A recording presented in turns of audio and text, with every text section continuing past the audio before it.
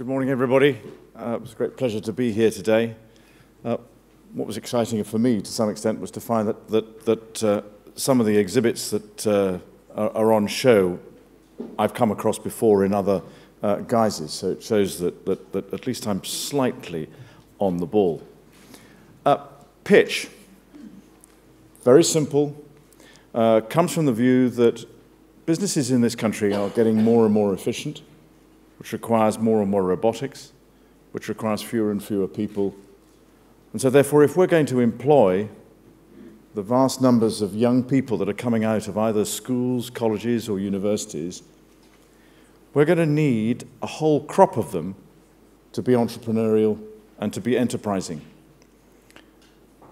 And so, in the very fortunate position that I am of being able to convene people in places like St. James's Palace, I've decided that having done one session of pitch at the Palace to see if it would work, and we were very, very fortunate to have a large number of applicants, as well as a very interestingly willing audience. In fact, I got an email after the first one complaining about the fact that he had at least £5 million to spend and couldn't spend it.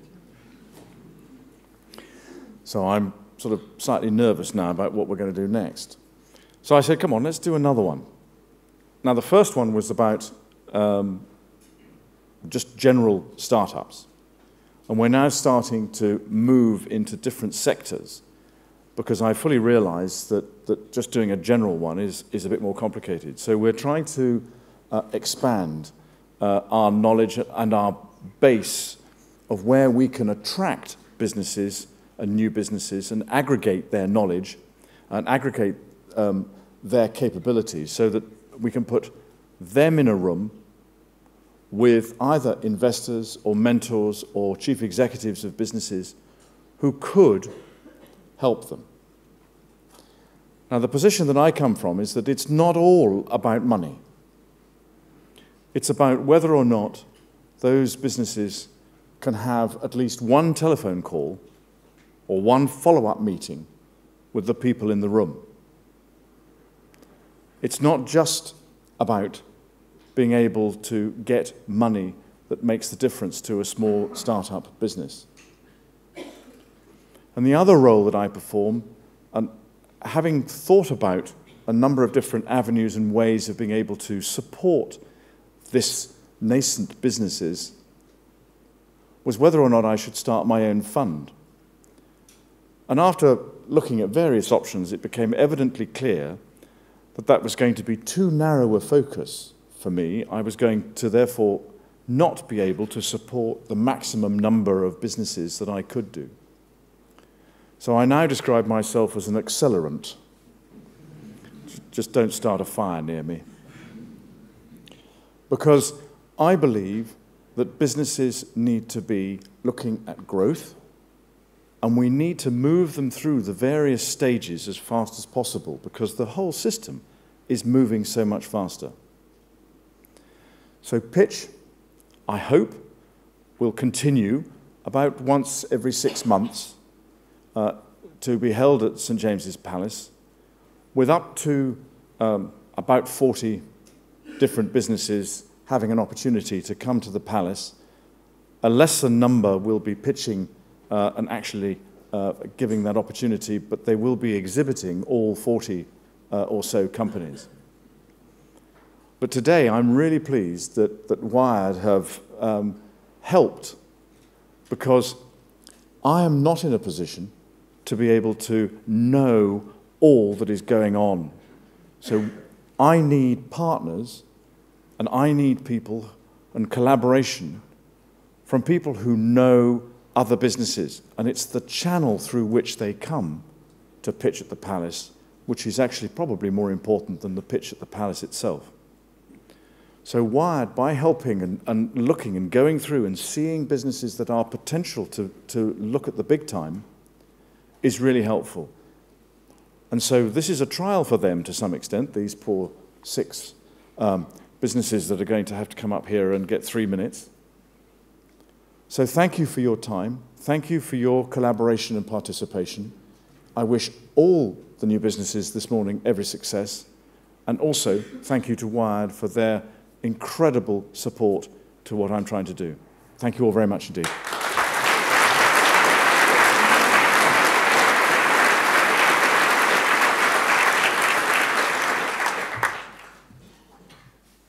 Now showtime. So I'm going to invite on stage the first of our speakers. She's from a startup called Poetica that helps you get feedback on things you've written.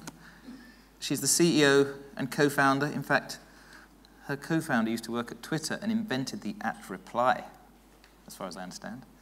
Please welcome Anna Maybank.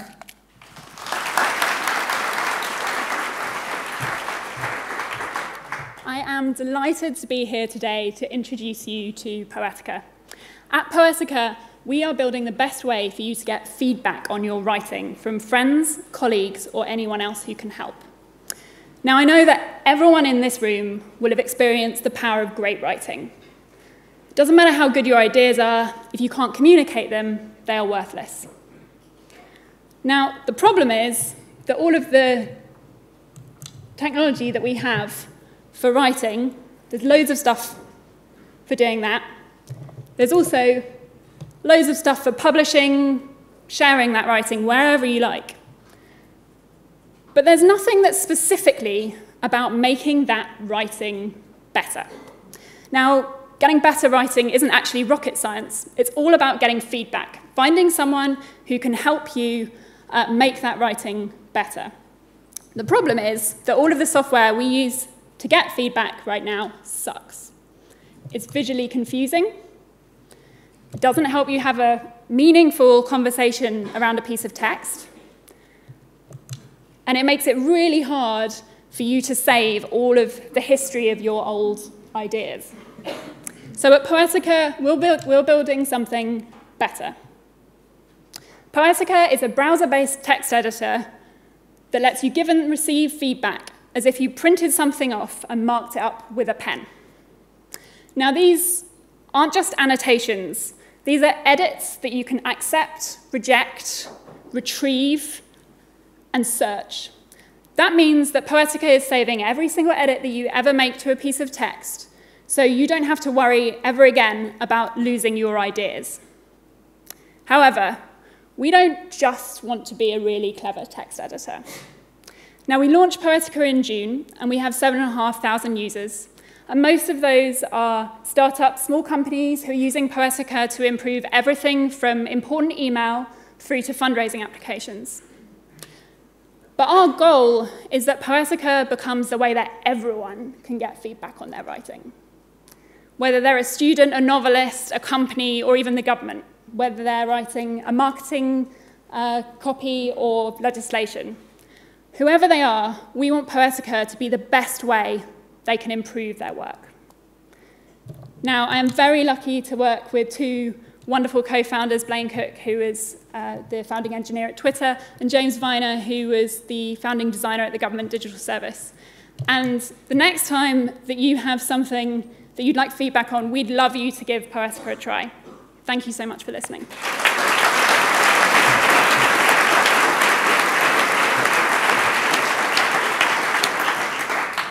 Quick question.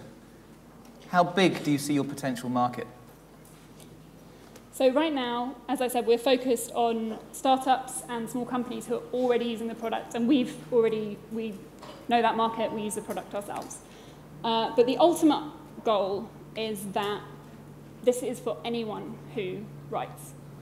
And if you think so, those of you who use GitHub, GitHub is for coders. It's to improve the way that coders work and coders develop software. And that's a really small group of people. If you think about the number of people who write across all industries, that's massive. There's a few of us at Wired. We should try it. Thank you very much, Anna. Thank you so much. Next up is MUTAZ QUBBAJ from Squirrel, which is part of the London wave of finance tech breakout companies. MUTAZ has worked in finance, places like Credit Suisse and Morgan Stanley. Now he has 3 minutes to tell us about the future? Challenge accepted. So, can you imagine living on 8 pounds of disposable income a day? For half the UK population, that is the reality. Most people end up struggling to make it to the end of the month, and many of them turn to expensive credit as the only way to make ends meet. That's why the payday loan market's grown to £4 billion in total. And the overdraft market, twice that size and still growing. So just how expensive is this credit? A £100 Wonga could set you back £35 over the course of a month. An unauthorized overdraft of the Halifax or NatWest could set you back £35 over the course of a week. It's no wonder these people find themselves going down debt spirals. And why are employers so keen on finding a solution to this distress? Barclays research shows that 20% of the workforce that has financial distress as a problem. And that leads to a decline in their productivity of 20%. For a company like Tesco's, that's a cost of more than £120 million a year due to distress alone. And with more than 20 million low-income employees in the UK, there is a massive opportunity for employers and employees in finding a solution to that distress. And that is where Squirrel steps in. Squirrel is the only solution that plugs directly into an employer's payroll to provide simple and intuitive saving, budgeting, and bill management tools to help people regain control of their financial lives. Let's look at a few examples to see how this works. Kate finds it difficult to save for important events, and she knows that her son's birthday is around the corner. With GoalPay, Squirrel can help her set savings goals that are funded directly from her payroll, so she doesn't have to worry. Tony's car broke down this morning. It's going to cost £400 to fix, and he just doesn't have the money right now. With Early Pay, Squirrel can provide him with early access to his accrued wages before his next paycheck. Problem solved. And John just can't find the time to manage his bills. With Bill Pay, Squirrel can settle his bills and negotiate the best deals across his providers so that he can save money and relax. And Becky finds it difficult to budget on her monthly pay and regularly runs out of money before month end. With Stack Pay, Squirrel can help her stagger her pay into manageable amounts so that she now receives a portion of her pay every week and doesn't have to worry about it running out. So how do we get paid? We do this in 2 ways. First, we charge an employer an annual subscription fee per employee because we're an employee benefit. And second, we make a commission by switching employees to the best providers across each of their bills. And most importantly, we're free to the employees. We're on a mission to help 50% of the UK population sleep better at night, and we're well equipped to do it by saving each of these employees £1,000 on average. And that equates to a 10% pay rise. Thank you.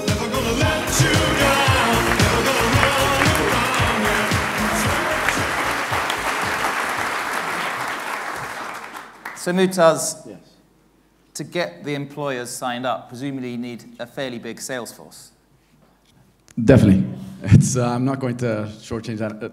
Just fall back on that question. We definitely need a big sales force. We need a big sales force, and we also need people to introduce us to employers that want to take on that responsible stance and do something that works for both them and their employees.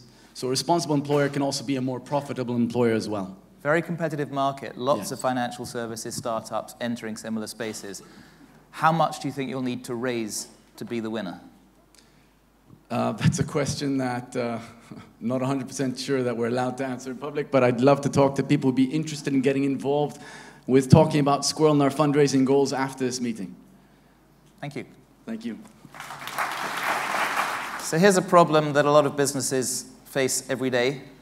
It's getting paid for invoices. It's chasing those invoices.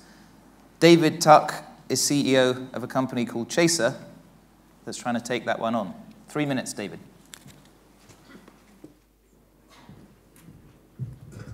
Thanks, David. Yes, it's very much the Ron Seal approach to company naming from us. So we do quite literally what we say on the tin. At Chaser, our mission is to build Earth's best products for chasing customers to pay their invoices on time, to help businesses avoid the scourge of late payment. EU businesses wrote off a staggering €360 billion of late invoices last year, while UK SMEs are owed £55 billion in overdue invoices. At Chaser, we're disrupting this dysfunctional status quo. Polite, persistent chasing of customers is the single most effective thing a business can do to get their invoices paid on time. We know from first-hand experience from working as an accountant and finance director how effective it can be. At present, EU businesses spend 8.5 billion euros in time chasing manually. Chaser is a software-as-a-service cloud communication platform that provides a completely new way of doing this chasing. A business can chase their customers automatically via email. They can do so intelligently, powered by the behavioral analytics from our proprietary email handling and logging software. We'll subsequently expand our platform for telephone and other forms of escalation chasing. We're reimagining the full spectrum of how an invoice gets chased and paid. We have so much more that we're incredibly excited about doing to drive our product offering forwards. Yet already we're seeing the tremendous impact that Chaser can make for a business. 20 days after invoice due date, 20% more of their invoices will have been paid. This would have taken an additional 26 days prior to using Chaser. For an SME turning over £1 million a year, this equates to a cash flow boost of £71,000. The saviour of working capital. That's £71,000 they never need give back. They can invest in growth, in creating new jobs. All of this made possible by Chaser. We've been absolutely thrilled with the delight elicited from our growing community of businesses who use Chaser to get their invoices paid on time automatically. We're improving their cash flow while saving them time that they'd otherwise have to spend carrying out the universally loathed process of chasing customers manually. We have an incredible team who are truly energised and excited about solving this important problem. We hope you'll share that excitement. Thank you.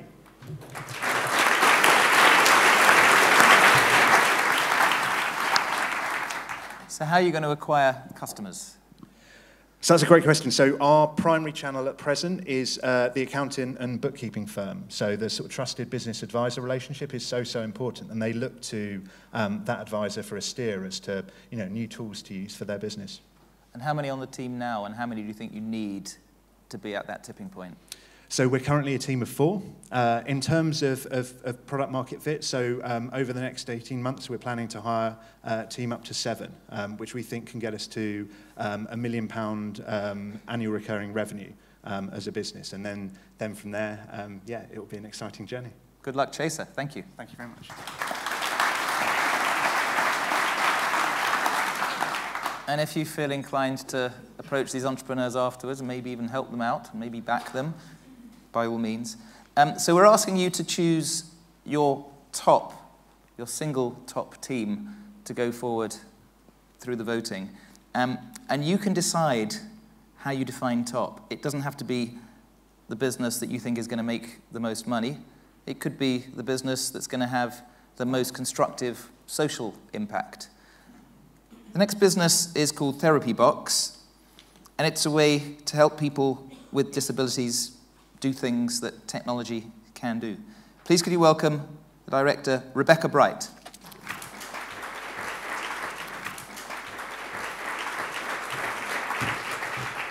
Hi, I'm Rebecca, the co-founder of Therapy Box.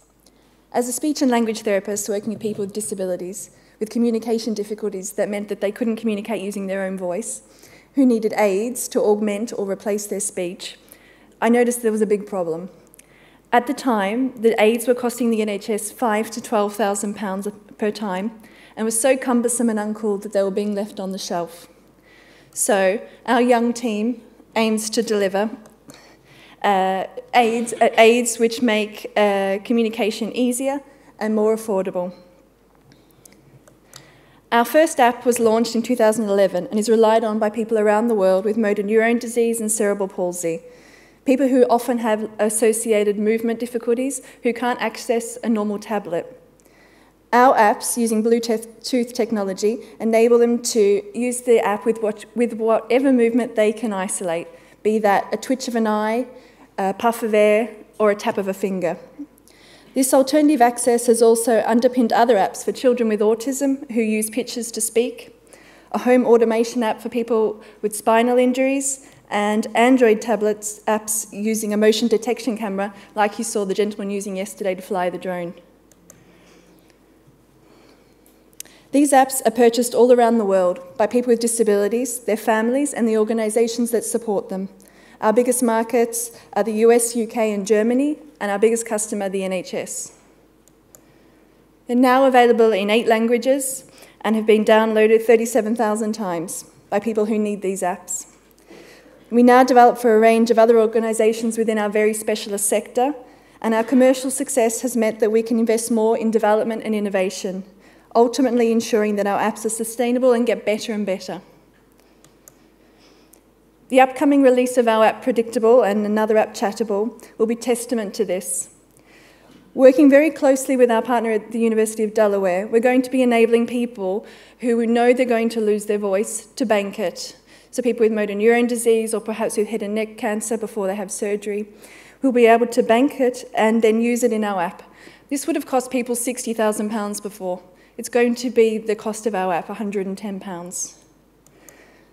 This is really great for the people who use our apps. People like Coco, who has autism and communicates using Chattable. Her sister's going to bank her voice so that she can have the same accent. Or Peter from Cheshire, who uses the app and he's banked his voice when he was first diagnosed with MND. Or Nick, whose speech is difficult to understand by his classmates. He uses Predictable at school to tell his friends jokes, and it's the first thing he asks about every morning. At Therapy Box, we're excited about our new projects and collaborations, making a big change in the market, growing our business, but without a doubt, the thing we're most excited about is changing lives.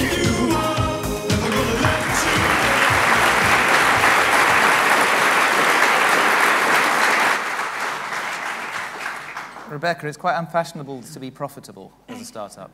Well, I think, to be honest, we owe it as a duty to the people that use our apps. Lots of app companies come and go, but we need our apps to be sustainable so that they can use them. People rely on them as their means of communication. We can't go out of business tomorrow. So you mentioned £110 as a fee for one app. Are they all similar price ranges? That's the most expensive app. They range from £4 and go up to £110, but they're a fraction of what the alternative aids would have cost people. Great. Therapy Box for your consideration. Thank you.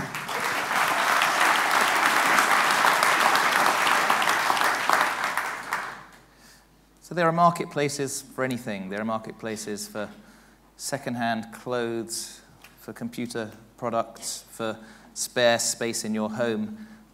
What about a marketplace for algorithms? To explain why and to explain the opportunity, please welcome PAVNEET SINGH, CEO of Wide.io.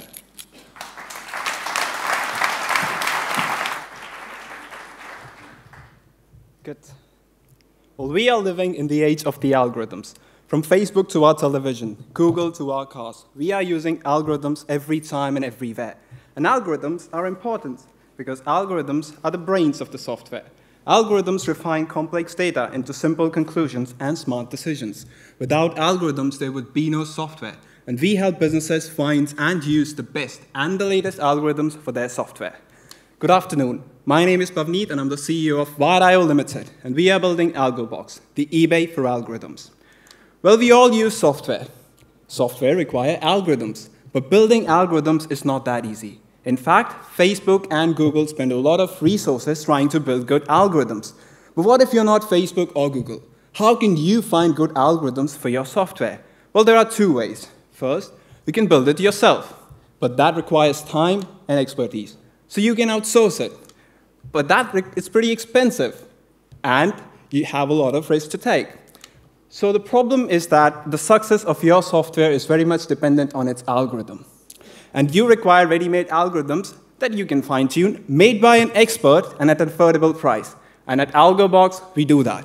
We help software companies that do not have the resources of Facebook or Google to find and use the best and the latest algorithm. Well, that's the demand. Now let's look at the supply side of things. UK has one of the topmost universities in the world. Our universities have a lot of good algorithms, but the algorithms are scattered and unusable in their crude format. And this leads to the problem of technology transfer. In the last 5 years, UK government spent about £15 billion on R&D at the higher education level, taking 10% of that on computer science, and only 10% of that resulted in good algorithms. UK is missing out on about £200 million of revenues every year. A lot of good algorithms remain trapped in labs and research papers, and we are going to change it by giving those algorithms at one place and in a standard format. So on one hand, businesses require good algorithms. On the other hand, universities have good algorithms that they need to commercialize. And that's where AlgoBox comes in. AlgoBox is a cloud-based algorithm exchange marketplace that helps businesses find and use the best and the latest algorithms. We help universities commercialize their research. We help them with technology transfer. And we help them generate revenue so that they're less dependent on grants. We currently have 199 algorithms on the platform. So if you require algorithms, find the guy with the hat. All the algorithms are provided in the API format, and we follow a commission-based model and a flexible pay-as-you-go pricing. We're currently collaborating with various universities, including Goldsmiths and Queen Mary of University of London, and we are going to build the one-stop shop for all your algorithm needs. Long live the Queen, and thank you.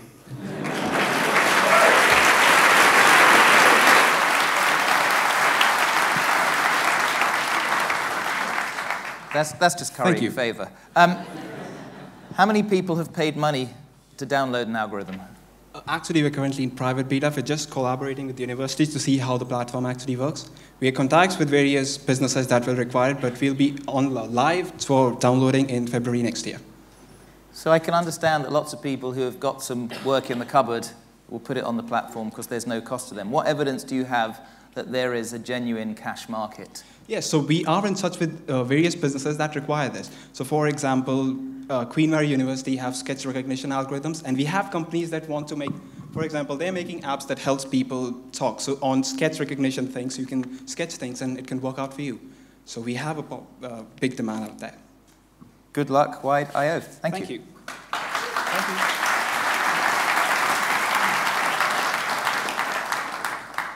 So fire up respond.cc in your browser because there's one more startup to pitch. And this is also a platform, but a very different kind of platform. This is a platform for people with dogs to connect to people who don't have dogs who want to spend time with dogs.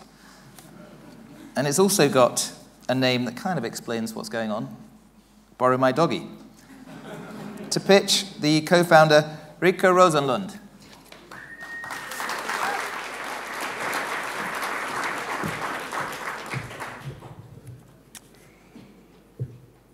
Thank you. Yes, hi, my name is Rikke, and I'm from BORROWMYDOGGY. So BORROWMYDOGGY is an online platform where we connect dog owners to dog borrowers, for the borrowers to help take care of dogs when the owners are busy, and this can be for a walk, or for a weekend, or for a happy holiday.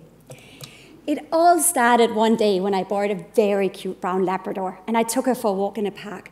And I remember thinking, why are people spending so much money on dog walkers or kennels, or leaving their dog home alone, when I would love to take care of a dog for free? Many people would love to have a dog and can't have one because of their living space or might not have enough time to take care of one full time. Then on the other hand, you have a lot of owners who can't spend 24 hours a day with their dog because of family commitments, travel, work, and some are even going through life changes, such as just having had a baby. With BORROWMYDOGGY, well, the borrower, we get our happy dog time. The owner, they get the peace of mind, and while they're busy, their dog is well taken care of. And then finally, the dog gets extra love and attention. The way it works is borrowers and owners, they sign up. And borrowers write a little bit about why they would love to spend time with a dog. And the owners, they write about a little bit about their dog, like its likes, its dislikes, etc. Then from there, people go in and search for local matches, first and foremost based on location, then availability, and then people look at each other's profiles. Once people have found someone they would love to match with, they subscribe. And as part of the subscription, we could take them through a verification where we check phone numbers, addresses, and photos. Then from there, people message together, and then they meet up for the first time, just like you would do with a dog sitter or dog walker. We are already live, and we have members in every single part of the UK and Ireland. We're growing very quickly, both financially and membership-wise, and we also have lots of lovely friends on social media. We also have received a lot of press. We're in the Telegraph tomorrow, we're at the Guardian on Sunday. And from a market size perspective, well, there's 8 million dogs in the UK alone. And when we started out, we spoke with a lot of dog owners, and we found out about 70% use some kind of a third-party help to take care of their dogs. Well, the business model, both people pay a subscription fee. Borrowers pay £10 a year, owners pay £45 a year, and it includes a verification, third-party liability insurance, and also access to a 24/7 vet line. Finally, the team. I have an MBA from INSEAD, done 8 years of financial services and did disaster relief work. My phenomenal co-founder, he's a full-stack developer and designer and used to work at Sky News, etc. And then we're supported by the most amazing investors and also receiving a lot of mentorship. And finally, a few words from our lovely community. We're here to leave portraits of happiness on the lives of dogs and people, and we are getting the fantastic feedback. So thank you.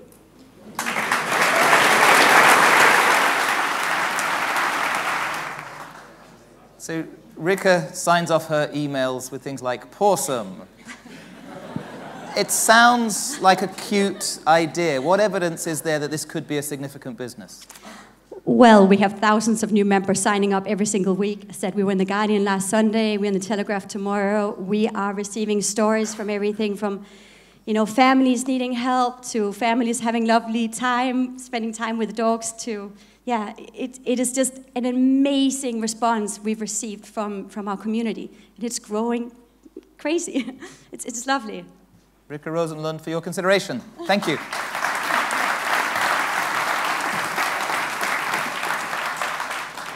So now it's over to you. You have 2 minutes to vote for the one startup you want to go forward. 3 top scores will go forward to pitch at Palace.